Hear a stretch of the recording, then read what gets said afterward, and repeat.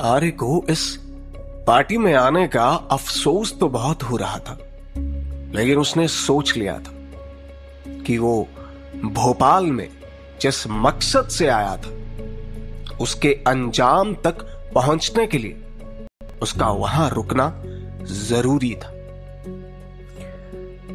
ये उस शहर की सबसे बड़ी पार्टी ही उसकी खोज में पहला कदम साबित हो सकती थी।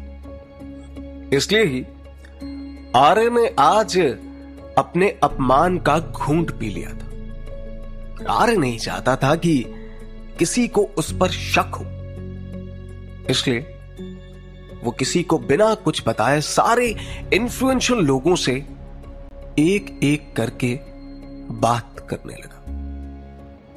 अरे सर, मैं आपका बहुत बड़ा फैन हूं। मैं यहीं भोपाल के नर्मदा कॉलेज ऑफ आर्ट से पॉलिटिकल साइंस से ग्रेजुएशन कर रहा हूं और मुझे पॉलिटिक्स में बहुत इंटरेस्ट है और मेरी आइडियोलॉजी भी आपकी ही तरह है। आपसे मिलकर मुझे बहुत खुशी हुई। आर्य ने उस पार्टी में आए एक पॉलिटिशियन से बातें करते हुए कहा, शुक्रिया, मुझे भी यह जानकर काफी अच्छा लगा कि तुम जैसे नौजवान देश की राजनीति में दिलचस्पी लेते हैं। आखिर देश का फ्यूचर तो तुम युवाओं के ही हाथ में है। उस पॉलिटिशियन ने भी चिकनी चुपड़ी बातें करते हुए कहा, आर्य उन सारे लोगों के बारे में पूरी रिसर्च करके आया था ताकि कोई उसकी बातों को झूठा ना समझे। और तो और जैसे जैसे आर्य इस जगह को समझता जा रहा था, उसके मन में अपने मकसद को लेकर नई नई प्लानिंग बनती जा रही थी। ऐसे ही करके वो सारे शक के दायरे में आने वाले सभी बड़े लोगों से ऐसे ही बातें करता जा रहा था ताकि समय आने पर वो उन लोगों की कमजोरी का फायदा उठाकर अपना काम निकलवा सके। उसे इतना तो पता था कि पॉलिटिकल पावर और पावर वाले लोगों का सपोर्ट एक जीरो को भी हीरो बना सकता था। आर्य को इस बात की खबर नहीं थी, लेकिन रुद्र ने चुपके से अपने लड़कों को उसके पीछे लगा रखा था ताकि वो उस पर नजर रख सके। जैसे जैसे आर्य कुछ करता वो खबर रुद्र तक पहुंच जाती। अच्छा, तो ऐसे कह रहा था वो चूजा? बोलने दो, हवा में उड़ने दो उसे। अपनी जिंदगी में कभी ऐसी पार्टी नहीं देखी होगी ना, इसलिए तो सबकी चापलूसी कर रहा है। रुद्र ने हंसते हुए अपने दोस्तों से कहा, लेकिन रुद्र हुआ क्या है? तुम अचानक से उस बेचारे के पीछे क्यों पड़ गए हो?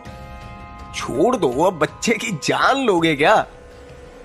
रुद्र के एक दोस्त ने उससे सवाल किया।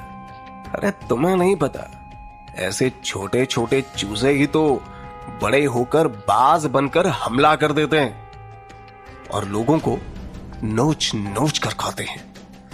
तुम इसे ठीक से जानते नहीं हो, इसलिए ऐसा कह रहे हो। रुद्र ने अपने दोस्त से कहा। जब रुद्र अपने दोस्तों के साथ बातों में लगा था, तभी जयवर्धन रंधावा पार्टी हॉल में आया। उसके साथ एक तरफ रुद्र की मां विनीता और दूसरी तरफ एक बहुत खूबसूरत लड़की भी आई जिसका नाम चांदनी था और वो रुद्र की सौतेली मां थी। सारे लोगों की नजर उसी लड़की पर ही टिकी थी, जैसे वो कोई स्वर्ग से उतरी हुई अप्सरा हो। रुद्र के दोस्तों ने जब उन लोगों को आते देखा तो मजाक करते हुए कहा, वो देखो, आगे तुम्हारे पापा तुम्हारी मां और छोटी मां के साथ।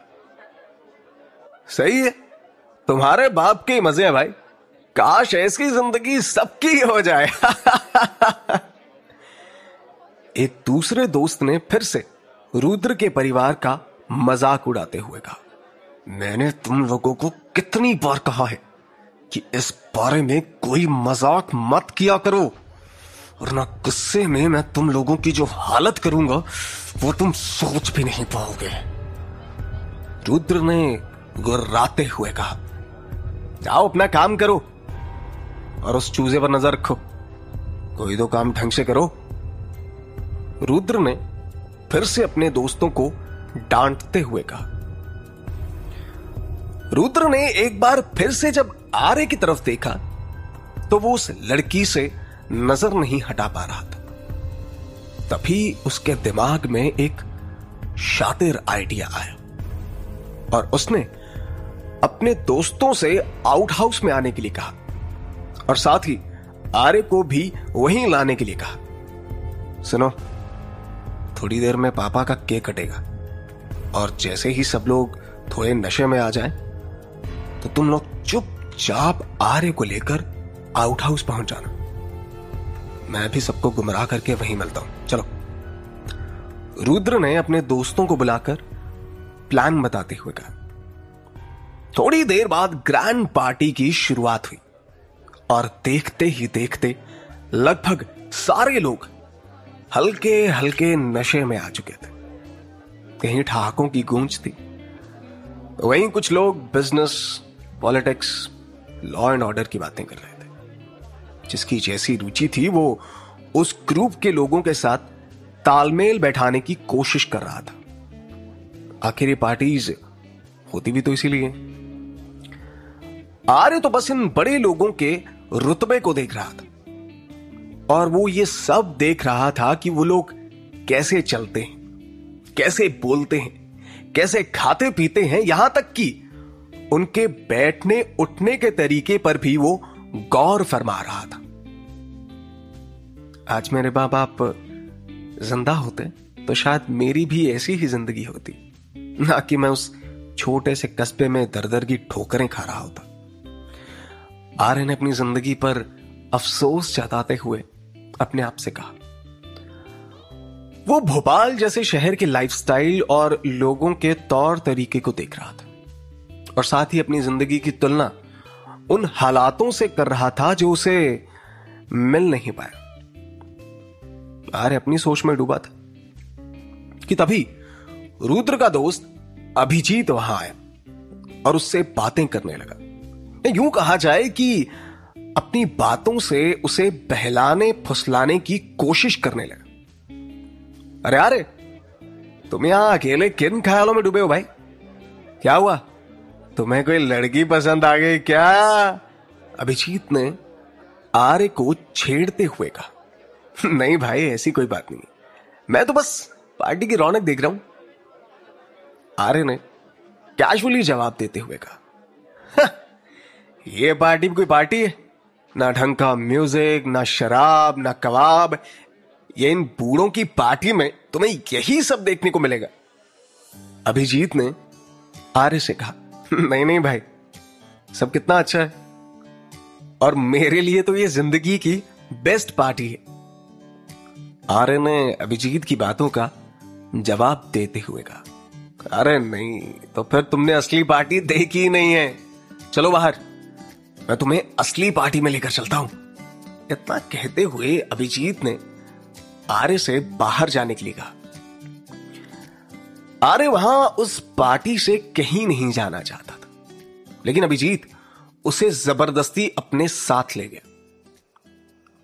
आर्य का हाथ पकड़ते हुए अभिजीत उसे आउट हाउस ले आया, जहां बहुत कम रोशनी थी।